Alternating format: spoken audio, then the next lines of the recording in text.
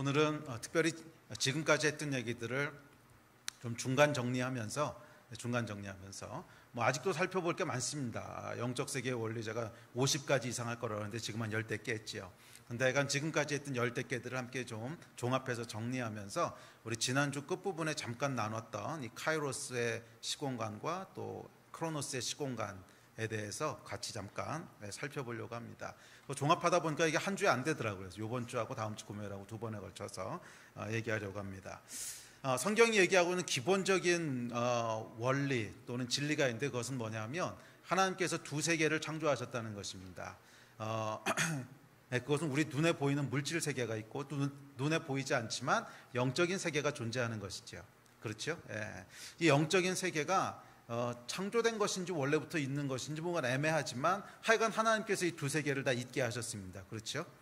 창조되었다고 하는 말은 이게 시간에 관련된 얘기이기 때문에 태초에 한 시점에 뭔가 창조되었다 이런 거잖아요. 그런데 하나님께서는 시작도 없고 끝도 없으신 분이라고 했기 때문에 이 영적인 세계가 시간과 관련된 것인지 그건 잘 모르겠어요. 근데 어쨌거나 하나님께서 두 세계를 있게 하셨다고 하는 것은 분명합니다. 그렇죠? 두 세계가 존재하게 하셨습니다. 그래서 눈에 보이는 물리적인 세계, 물리적인 시공간이 있고 또 눈에 보이지 않지만 하나님이 계시고 또 그 안에 눈에 보이지 않지만 천사들이 있고 또 타락한 마귀들이 있는 영적인 세계가 있습니다. 만약에 영적인 세계가 실존하는 세계가 아니라면 그곳에 계신 하나님은 어디 계신 거예요? 그렇죠? 하나님이 계시다는 거죠. 그래서 실제하는 영적인 세계가 있습니다. 그리고 이 영적인 세계는 눈에 보이는 물리적인 세계만큼이나 실제하는 세계고 실제하는 시공간입니다. 그래서 우리가 요즘 살펴보고 있는 이 말씀의 주제가 영적 세계의 원리들이지요. 눈에 보이는 물리적인 세계에 물리적인 원리들이 있듯이 영적인 세계에도 구체적인 원리들이 있다는 거예요. 그 얘기는 영적인 세계도 눈에 보이는 세계만큼이나 실제적인 시공간이라는 거예요. 이해가 되십니까? 그래서 오늘은 이 두 가지 시공간에 대해서 우리 지난주에 나눴던 얘기를 조금 더 디테일하게 살펴보려고 합니다. 성경에 보면 두 종류의 시간이 등장하는데 시간이라고 하는 헬라어는 두 종류가 있습니다. 하나는 크로노스고 하나는 카이로스입니다. 크로노스라고 하는 것은 뭐냐면 우리가 보통 얘기하는 시간을 크로노스라고 불러요. 그래서 우리가 연대기적이다 하는 거를 이제 크로노니컬이라고 부르죠. 그러니까 연대기적이다. 쭉 흘러가는 그냥 시간, 시계가 흘러가는 물리적인 시간을 우리가 헬라어로 크로노스라고 합니다. 그런데 크로노스 말고 성경에 보면은 두 번째로 시간이라고 하는 단어가 나오는데 그게 뭐냐면 카이로스예요. 이 카이로스는 요한복음에 보면 하나님께서 아직 내 때가 이르지 아니하였느니라 이렇게 말씀하실 때 카이로스라고 하는 단어를 쓰세요. 그래서 카이로스라고 하는 단어의 뜻은 뭐냐면 똑같은 시간은 시간인데 자연적으로 흘러가는 시간이 아니라 하나님의 정하신 하나님이 의도하신 특별한 타이밍 이런 뜻입니다.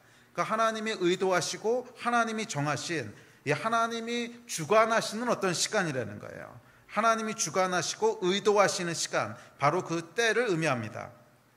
그래서 이 카이로스의 시간은 뭐냐면 하나님이 의도하셔서 주장하시고 주관하시는 시간이고 그렇기 때문에 하나님이 계획하셨던 것들이 성취되어지는 시간이고 또 하나님의 영이 역사하는 영의 시간입니다. 이게 카이로스예요. 자, 그런 의미에서 우리가 살아가는 이런 물리적인 시공간을 크로노스의 시공간이라고 한다면 뭐 시공간이라고 하는 표현은 뭐 그렇게 어렵게 들으실 필요 없습니다. 그냥 시간과 공간을 짧게 얘기하는 거예요. 그냥 우리가 살아가는 이 세상 그것은 공간하고 시간이잖아요.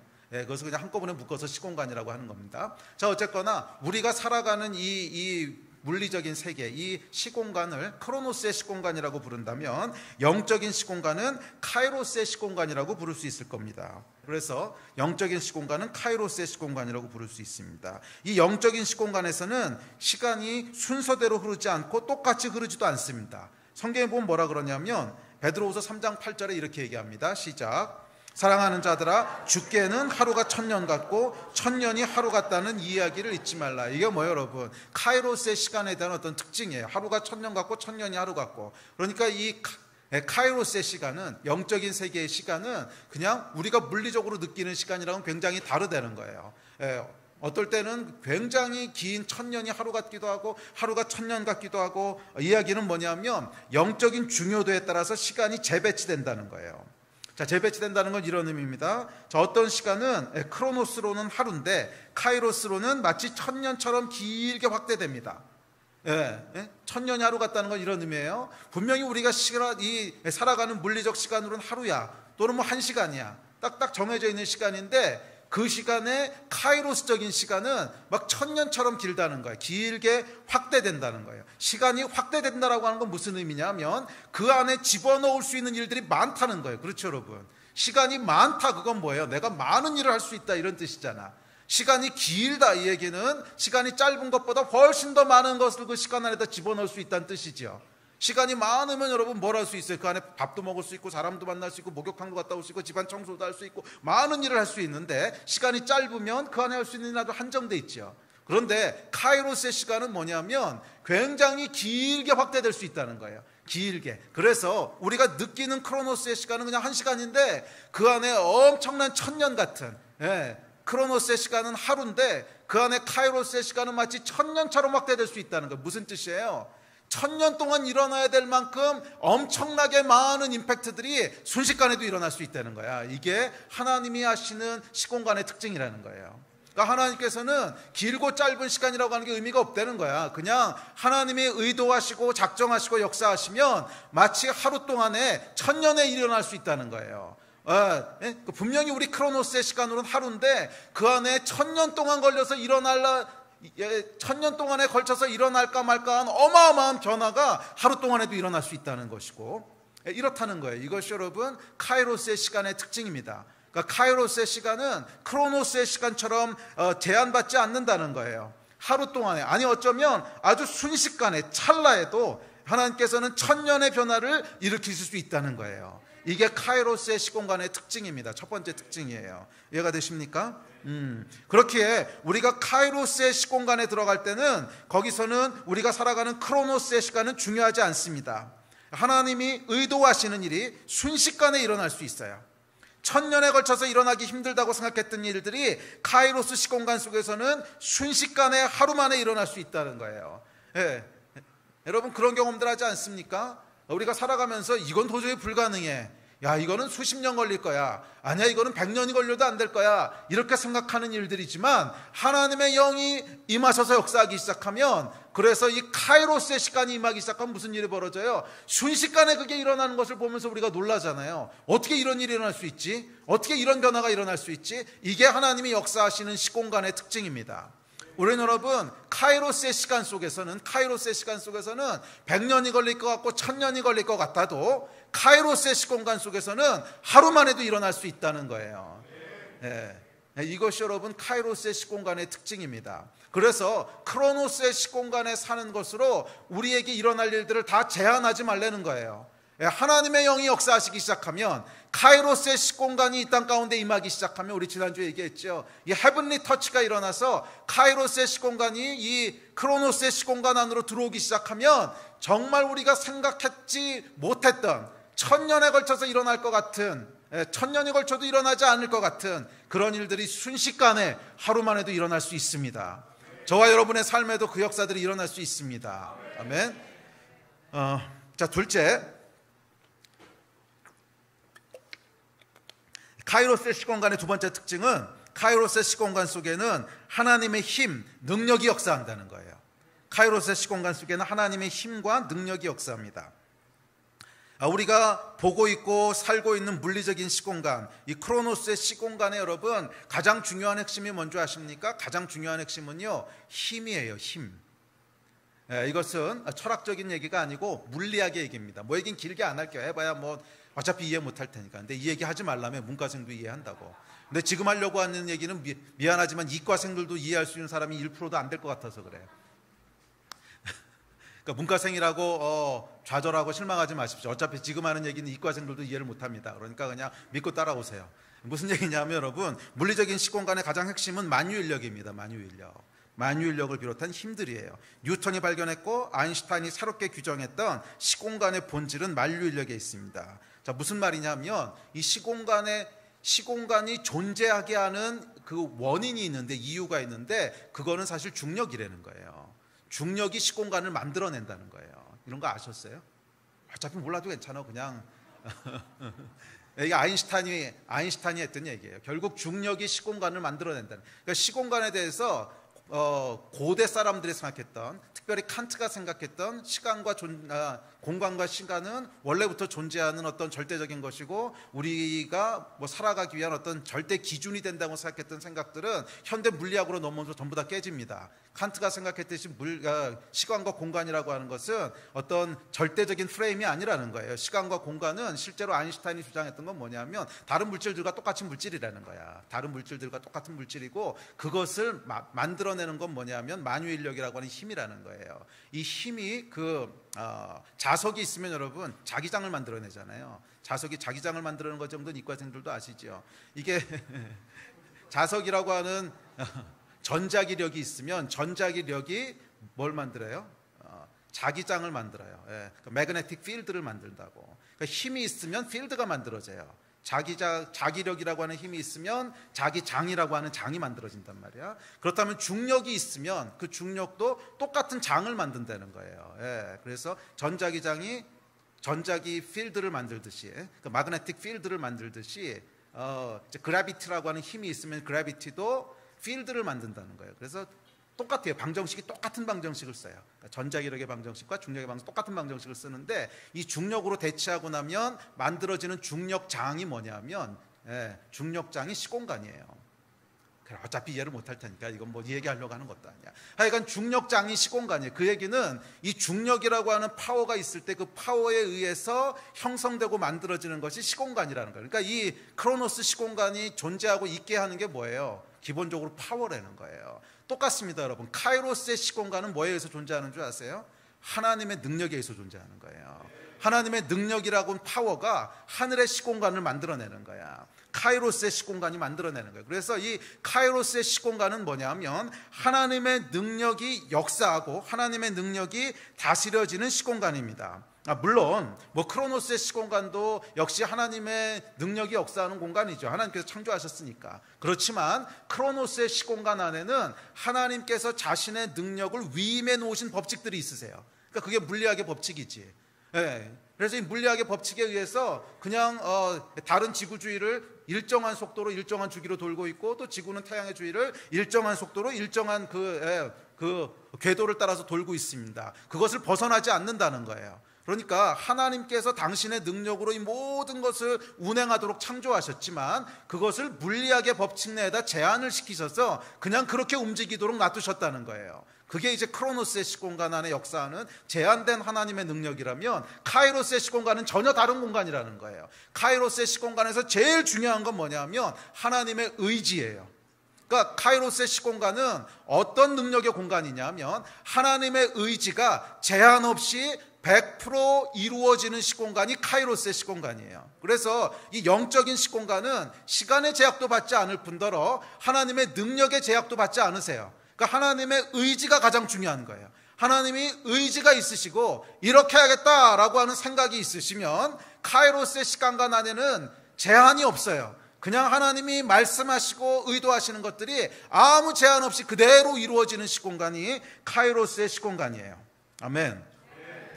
그래서 그 한 예로 요한복음 11장에 보면 예수께서 죽은 나사로를 살리십니다. 그런데 이것을 여러분 두 공간으로 나눠서 생각해 보세요. 두 시공간으로. 크로노스의 시공간 안에서는 일어날 수 없는 일입니다. 그렇지 않아요? 죽은 사람이 다시 살아난다고 하는 것은 크로노스의 시공간, 우리가 살아가는 이 시공간 안에서는 일어나면 안 되는 일이에요. 그리고 일어날 수 없는 일이에요. 하나님께서 당신의 능력을 물리의 어떤 이 세상의 법칙 속에 제한해 놓으셨기 때문에 죽은 것은 되돌아갈 수 없어요. 이게 하나님이 정해진 법칙이에요. 자, 그러나 카이로스의 시공간에서는 어때요? 카이로스의 시공간 안에서는 아무 제약이 없다는 거야. 그냥 하나님의 의지가 있으시면 불가능이라고 하는 단어가 없어요. 그래서 뭐라 그랬어요? Nothing is impossible이라고 그랬잖아. 불가능이라는 게 하나님의 의지가 중요한 것이지 하나님의 의지가 있으면 불가능이 없어요. 그래서 불가능을 모르시는 무소부유의 하나님의 능력이 제한 없이 펼쳐지는 곳이 카이로스의 시공간이에요. 그래서 여러분 이것이 죽은 나사로가 살아나는 것이 크로노스의 시공간 안에서는 일어나면 안 되는 일이지만 카이로스의 시공간이 있고 이 카이로스의 시공간이 크로노스의 시공간 안으로 터치해서 들어와서 크로노스 시공간 위에 겹쳐진단 말이에요. 이걸 제가 이제 원근 전도사한테 이제 오늘 할 거라고 좀 만들려고 그랬더니 이 영상의 80%밖에 마음에 안 들어. 이 카이로스의 시공간이 크로노스의 시공간 안에 겹쳐지는 걸 좀 비주얼라이즈 해보려고 했는데 잘 안 됐어요. 그래서 다음 주에 보여줄게. 다음 주. 뭐 이제 별건 아닌데 하여간 이미지를 기억하고 있어야 되는데, 이 카이로스의 시공간이 있고 크로노스의 시공간이 있는데, 카이로스의 시공간이 이렇게 마치 물방울이 이렇게 기울어지듯이, 물방울 말고 뭐가 있을까? 이 얇은 밀가루판을 펼쳐놨다고 생각해봐. 얇은 밀가루판이 있는데 그 위에 이렇게 무거운 그 돌멩이 하나를 탁 올려놓으면 이게 축 처지잖아. 이게 축 처지듯이 이게 이렇게 시공간이 축 처졌어요. 우리가 살고 있는 이 크로노스의 시공간을 터치하는 거야. 터치하고는 여기 빵꾸가 뽕 나가지고 이게 팍 퍼지는 거야.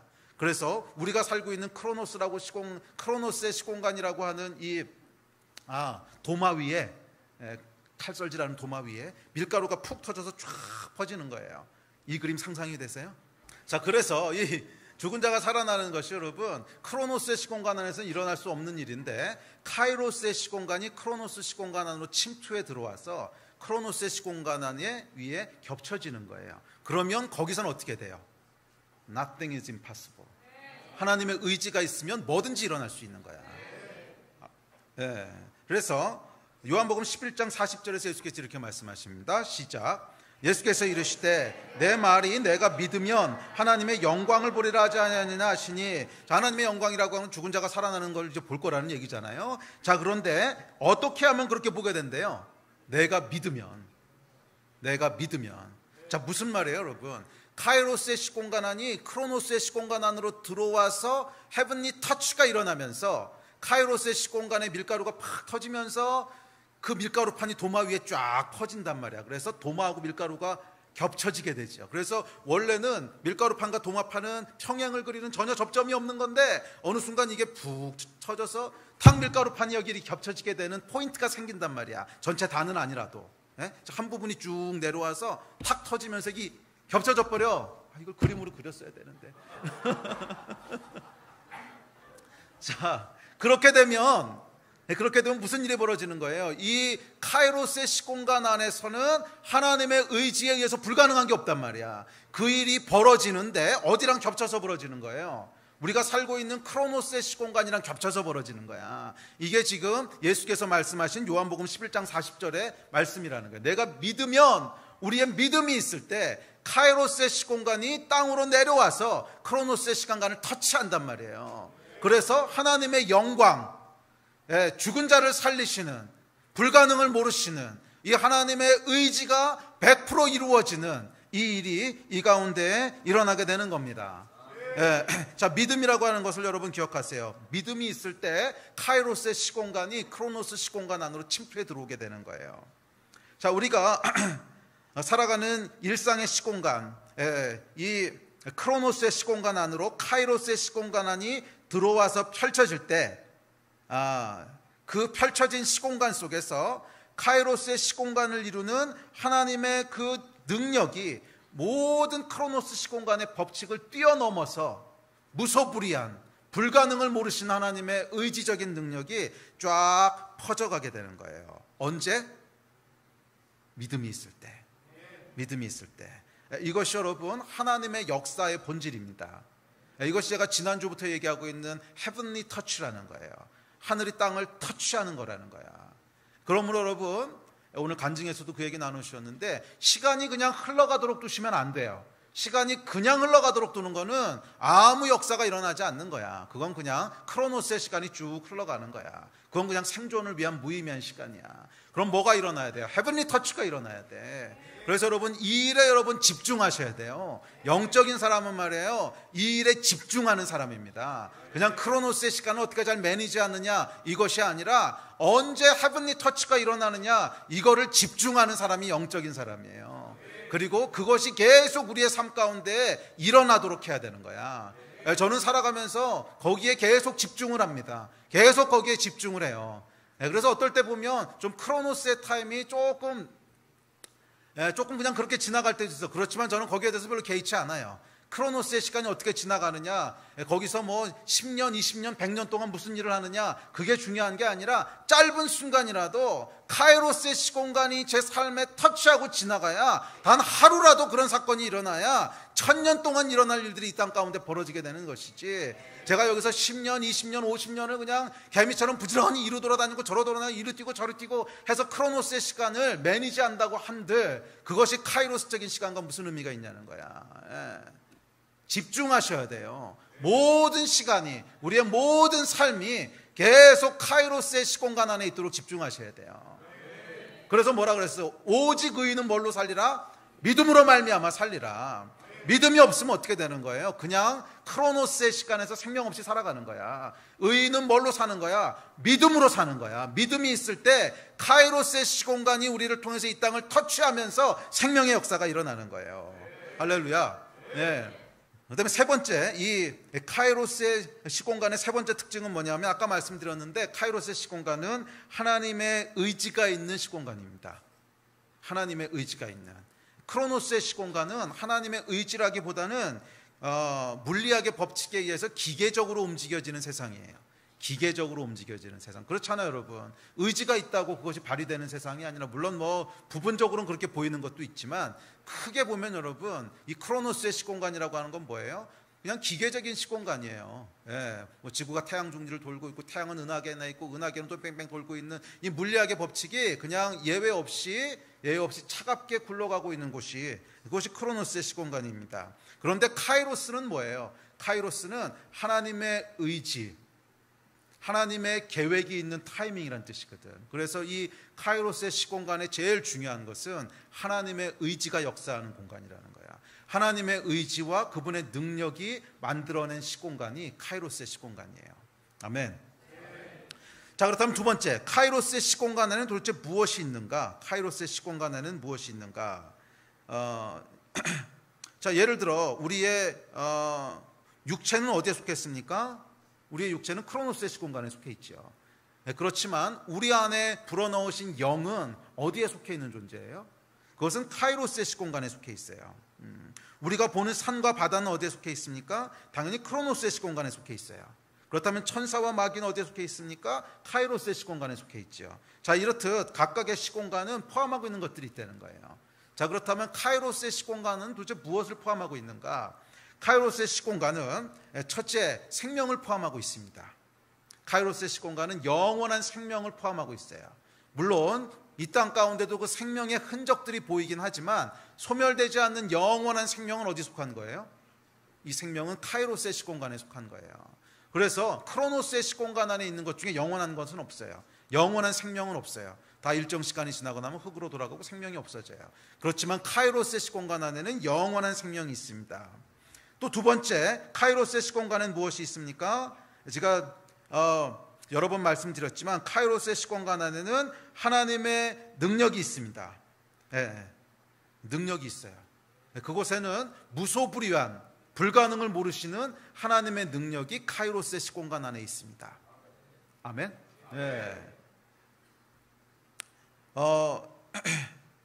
이 크로노스의 시공간에도 하나님의 능력이 어느 정도 나타나기는 합니다. 능력이 나타나긴 하는데, 뭐 예를 들면 꽃의 아름다움 속에서, 또 우주의 장엄함 속에서 이 하나님의 능력이 나타나죠. 그러나 그 능력은 물리학의 법칙 속에 가두어 두신 하나님의 능력이, 제한시켜 두신 하나님의 능력이지 무소불위한, 불가능을 모르시는 능력은 아닙니다. 오히려 물리학의 법칙 속에 제한되도록 가두어 두신 하나님의 능력이지요. 그러나 카이로스의 시공간에서 하나님의 능력은 전혀 달라요. 그것은 제한이 없는, 무소불위한, nothing is impossible, 불가능을 모르시는 하나님의 의지가 있는 곳이라면 아무 제한 없이 하나님의 능력이 나타나는 그곳이 여러분 카이로스의 시공간이에요. 카이로스의 시공간에는 능력이 있습니다. 둘째, 카이로스의 시공간 안에는 뭐가 있냐면, 우리가 지난주에 살펴봤던 내용들을, 지난주까지 의미는 어디에 속한 거라고 그랬어요?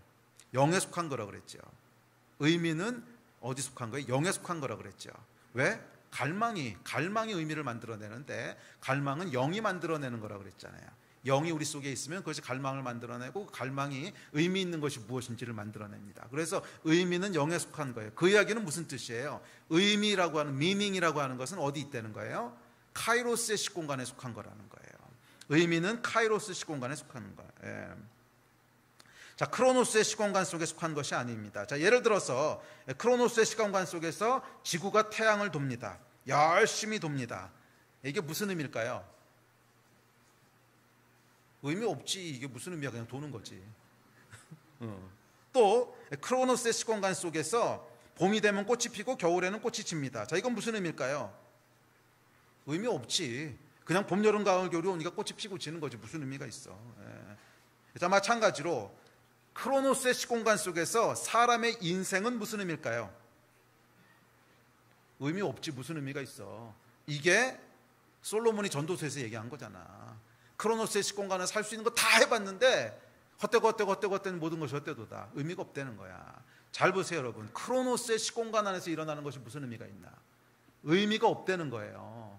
지구가 태양 분열 뺑뺑뺑뺑뺑 도는 거 무슨 의미입니까? 의미는 무슨 의미가 있어? 그냥 태양하고 지구 사이에 만류 인력이 작용하고 있고, 그 인력이 작용하고 있고 누군가 처음에 툭 쳐가지고 돌게 했으니까 도는 거지. 그거 말고 무슨 의미가 있어요? 의미가 있는 게 없다는 거야. 의미가 있는 게 없다는 거야. 아무 의미가 없습니다. 왜냐하면 의미는 어디 속한 거기 때문에 그래요? 카이로스의 시공간 안에 속한 거기 때문에 그래. 그래서 카이로스의 시공간 안으로 우리가 들어가기 전에는, 또는 그 카이로스의 시공간이 우리 가운데 임하기 전에는 사람의 인생은 의미가 없는 거예요. 아무리 생각해봐도 생존 이상의 의미가 없어. 아무리 생각해도 생존의 이상의 의미가 없어요. 예. 그래서 여러분, 사실은 사람 이외에 다른 동물들과 다른 피조물들의 삶을 보십시오. 그것이 과연 무슨 의미가 있을까? 하나님과 연관지어서 하나님의 카이로스적인 모먼트가 임하기 전에는 의미 없어요. 그냥 생존하고 있는 거지. 그러니까 이 크로노스 시공간 안에서는요, 그냥 기계적인 움직임과 그냥 생존밖에 없다는 거야. 기계적인 움직임과 생존밖에 없다는 거야. 그냥 인간은 생존하기 위해서 먹고 마시고 그냥 죽지 않으려고 사는 거지, 그것 이상의 의미를 찾을 수 없다는 거예요. 이게 크로노스의 시공간의 특징입니다. 다시 말해서 의미는 어디 있다는 거예요? 카이로스의 시공간 안에 존재한다는 거예요. 자, 셋째, 그렇기에 기쁨과 행복 역시 어디 속한 것입니까? 카이로스에 속한 거예요. 카이로스의 시공간에. 이 갈망과 의미로부터 기쁨과 행복이 도출되기 때문에 결국 또 카이로스의 시공간에 속한 것입니다. 그래서 성경이 얘기하잖아요. 희락이 뭐야? 기쁨, 또 희락. 성령의 열매라 그러잖아. 성령이 역사하실 때 기쁨이라고 하는 것이 주어지기 시작한단 말이에요. 사랑과 희락과, 그럴 때 희락이 이제 기쁨이죠. joy, love, joy, peace. 사랑도 그렇고 peace도 그렇고 평화도 그렇고 joy, 기쁨도 그렇고, 이게 뭐예요? 성령으로 말미암아 주어지는 거거든. 그 이야기는 뭐예요? 카이로스의 세계, 카이로스의 시공간에 속한 거라는 거야. 또한 지난주에 살펴봤듯이 도덕과 윤리는 어디 속한 것입니까? 역시 카이로스의 시공간에 속한 것입니다. 지난주에 살펴봤죠. 사자가 사슴을 잡아먹는 것은 죄가 아닙니다. 그냥 타락한 자연의 자연스러운 모습이지요. 자, 그렇다면 이 카이로스의 시공간이 없다면 사람이 사람을 죽이는 건 왜 죄예요? 사자가 사슴을 잡아먹는 건 자연이라며. 그럼 사람이 사람을 죽이는 건 왜 자연이 아니야? 자연이 아닌 이유는 사람이요, 크로노스의 시공간에 속한 존재가 아니라서 그런 거예요. 카이로스의 시공간에 함께 속해 있기 때문에 우리는 카이로스의 시공간 안에 있는 도덕과 윤리의 제한을 받는 존재라는 거예요. 그래서 도덕과 윤리, 반대로 반대가 아니고 다른 말로 거룩함이라고 하는 것은 어디예요? 하나님이 존재하시는 것, 카이로스의 시공간 안에 존재하는 거예요. 자, 뿐만 아니라 성령의 열매라고 묘사되어 있는 건 사랑이라든지 소망이라든지 평안, 자비, 충성, 갈라디아서에 나와 있는 성령의 열매들 역시 카이로스의 시공간에 속한 것입니다. 자, 반면 크로노스의 시공간은 어떻습니까? 크로노스의 시공간은요, 그냥 흘러가는 시간이에요. 그냥 생존을 위한 무미건조한 시간이에요. 차가운 우주 속에서 규칙적으로 움직이는 해와 달, 별들을 보십시오. 사랑하는 사람이 죽었다고 슬퍼하지도 않고 황홀한 사랑의 열정을 기뻐하지도 않습니다. 그냥 뭔 일이 있어도 상관없이 걔는 뺑뺑 규칙적으로 돌고 있는 거야. 이게 크로노스의 시공간이죠. 또 사람을 제외한 동물들도 마찬가지죠. 생존 이외의 것을 하지 않습니다. 그냥 허무한 거예요. 그래서 성경에 보면 뭐라고 얘기하냐면 이렇게 얘기합니다. 로마서 8장 시작. 피조물이 고대하는 바는 하나님의 아들들이 나타나는 것이니 피조물이 허무한 데 굴복하는 것은 자기 뜻이 아니요 오직 굴복하게 하시는 이로 말미암음이니라. 피조물이요 허무한 데 굴복하는 것은 하나님이 그렇게 하셨다는 거예요. 왜? 크로노스의 시공간 안에다 두셨기 때문에 그렇다는 거예요. 하나님이 크로노스의 시공간 안에다 이 피조물들을 뒀기 때문에 여기는 그냥 허무하다는 거예요. 허무는 뭐예요? meaningless, 의미가 없다는 거예요. 왜? 크로노스의 시공간 안에는 의미가 없다 그랬잖아. 뭐 지구가 뺑뺑 도는 거, 뭐 사자가 사슴 잡아먹고 사슴이 깡충깡충 떠다니는 거 다 허무하다는 거야. 그래서 이 피조물들이 무엇을 고대한다는 거예요? 예? 하나님의 아들들이 나타나는 걸 고대한다는 거예요. 왜 하나님의 아들들이 나타나는 걸 고대하는 줄 아세요? 우리 이 다음에 살펴볼 텐데, 크로노스의 시공간이 카이로스의 시공간 안으로 들어오는 것은 어디를 통해서야? 하나님의 아들들을 통해서 들어온단 말이야. 하나님의 아들들을 통해서 하나님이 창조하신 카이로스의 시공간이 크로노스의 시공간 안으로 임한단 말이야. 그래야 이곳에 있는 피조물들도 허무한 것을 벗어나서 의미 있는 영역으로 들어가게 된다는 거예요. 그래서 모든 피조물들이 무엇을 고대하는 거예요? 하나님의 아들들이 나타나기를 고대한다는 거야. 하나님의 아들들을 통해서 뭐가 나타나기를? 하나님의 영광이 이 땅에 임하기를, 하나님의 그 의지와 하나님의 통치가 이 땅 가운데 현현하기를.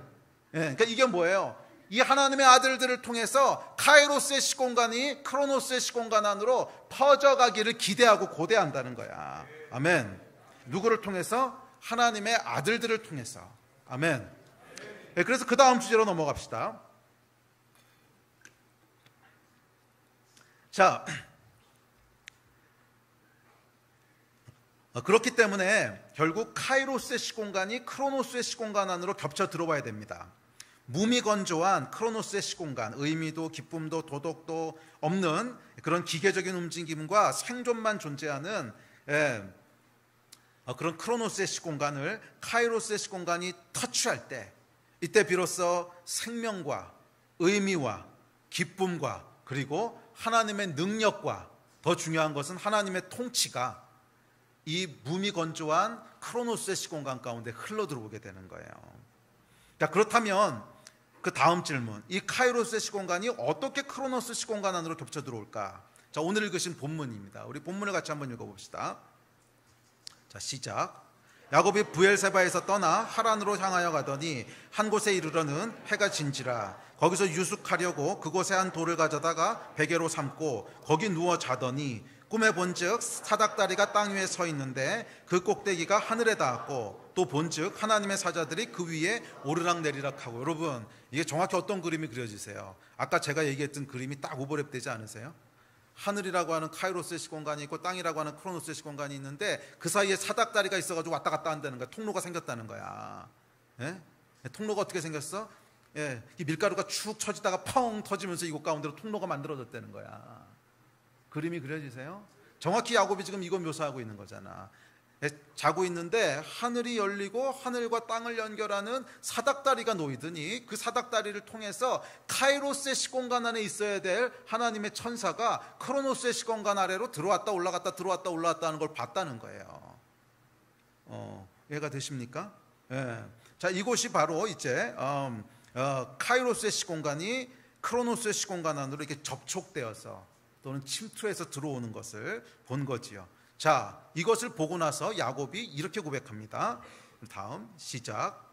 야곱이 잠이 깨어 이르되 여호와께서 과연 여기 계시거늘 내가 알지 못하였도다. 이에 두려워하여 이르되 두렵도다 이곳이요 이것은 다름 아닌 아버지의 집이요 이는 하늘의 문이로다 하고. 잘 기억하세요. 하늘의 뭐요? 문이로다 하고. 야곱이 아침 일찍이 일어나 베개로 삼았던 돌을 가져다가 기둥을 세우고 그 위에 기름을 붓고 그곳 이름을 베델이라 하였더라. 이 성의 옛 이름은 루스더라. 자, 이곳을 뭐라고 야곱이 인식한 거예요? 가만히 있어봐.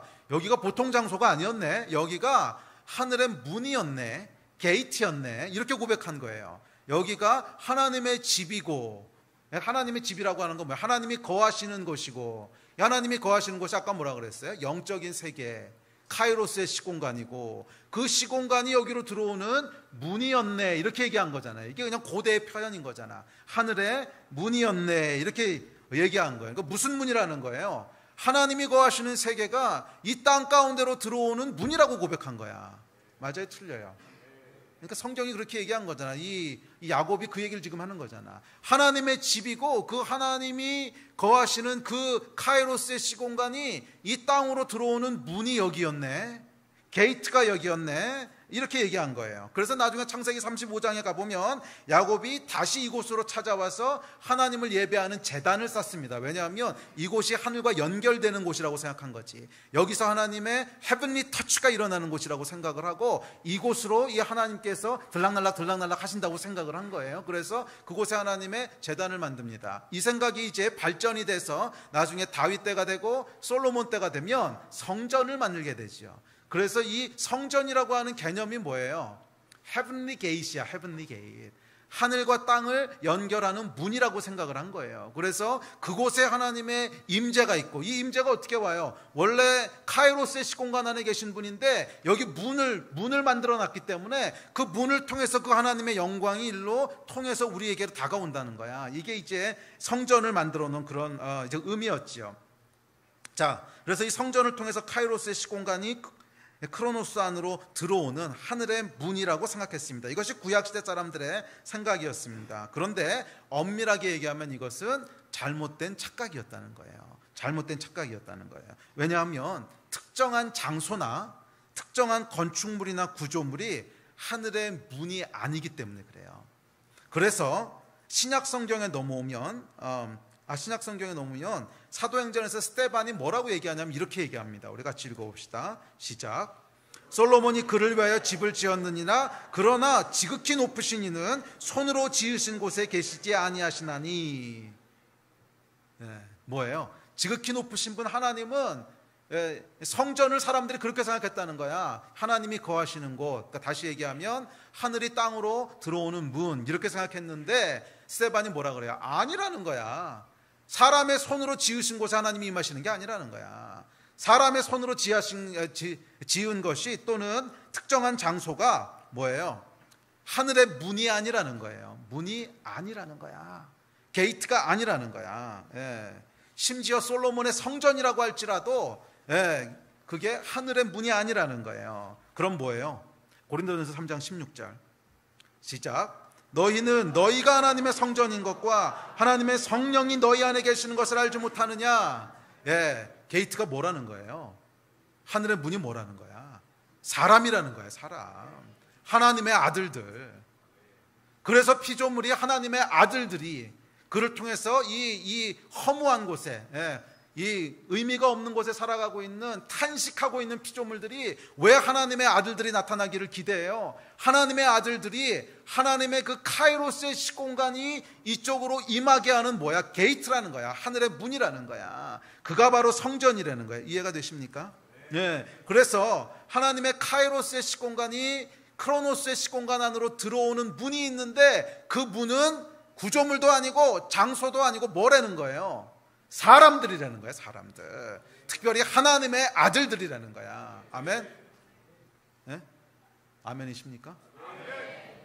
제가 몇 년 전부터 하나님께서 주신 감동이 있어서 그래요. 그 감동은 뭔지 아세요? 진짜로 새로운 부흥이 일어나기 위해서는 용어가 바뀌어야 된다는 감동을 주셔서 그래. 이 용어는 여러분 계속 사용하다 보면 익숙해져 버립니다. 익숙해져 버리면 생명력을 잃어버려요. 익숙해져 버리는 순간 생명력을 잊어버려요. 자, 그래서 약간 하늘의 문이 뭐라는 거예요? 사람이라는 거예요. 사람. 장소도 아니고 구조물도 아니고 사람. 하나님의 아들들이 바로 카이로스의 시공간이 크로노스의 시공간 안으로 들어오는 문이에요. 이건 어떻게 생각해보면 당연한 겁니다. 왜냐하면 사람만 두세 개 낀 존재니까. 원래 하나님께서 창조하실 때 두세 개 낀 존재로 만든 건 사람밖에 없어. 그러니까 사람 이외에는 이 두 존재, 두 세상을 연결할 수 있는 가능성이 없다는 거예요. 원래부터 사람이었어요. 원래부터 사람. 기억하십시오, 여러분. 저와 여러분은 하늘을 이 땅으로 가져올 수 있는 하늘의 문입니다. 할렐루야. 살아있는 성전입니다. 하나님의 영광이 이 땅 가운데로 들어올 수 있는 통로입니다. 아멘. 자, 그렇다면 어떻게 이 하늘의 문이 작동할까요? 카이로스의 시공간은 언제 어떻게 크로노스의 시공간 안으로 들어올까? 이 문은 앞서도 말씀드렸지만 비인격적인 특정 장소나 구조물이 아니고 사람입니다. 그래서 이 언제 이 문이 열리고 언제 이 문이 작동하는가 하는 것은 철저히 인격적인 반응에 의해서 작동한다는 거예요. 비인격적으로 무슨 스위치를 누르면 문이 열리는 것이 아니라 비인격적으로 우리가 어떤 특정 주문을 외우거나 특정 행위를 하거나 특별한 종교적인 어떤 의식을 행한다고 해서 문이 열리는 것이 아니라 철저하게 인격적인 반응에 의해서 문이 열린다는 거예요. 자, 첫 번째 인격적인 반응은 뭡니까? 갈망하는 거예요. 갈망. 하늘의 문이 언제 열리냐면 갈망할 때 열린다는 거예요. 갈망이 없는데 하늘의 문이 열리진 않습니다. 자, 성경 구절 같이 한번 읽어봅시다. 사도행전 2장입니다. 시작.